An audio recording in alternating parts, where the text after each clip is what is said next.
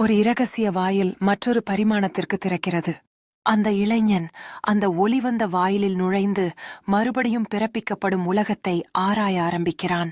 அந்த இளைஞன் கண்ணில் எண்ணொளியுடன் மற்றொரு பரிமாணத்தின் அழகான காட்சிகளை அனுபவிக்கிறான். அந்த இளைஞன் அனுபவிக்கும் மற்றொரு பரிமாணத்தில் அற்புதமான உயிர்களை சந்தித்து மகிழ்ச்சியில் ஆழ்ந்திருக்கிறார்.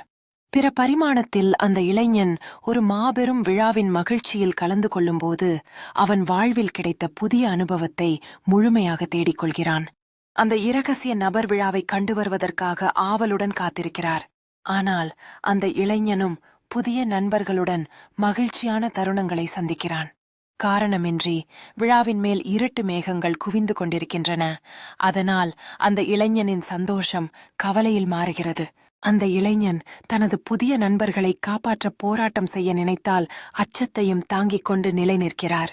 அந்த இளைஞன் தனது உள்ள சக்தியைக் கொண்டு எதிர்க்கும் புயலுக்கு எதிராக நிற்கும்போது அதன் பிறகு எல்லோரும் அவனை பார்க்கிறார்கள்.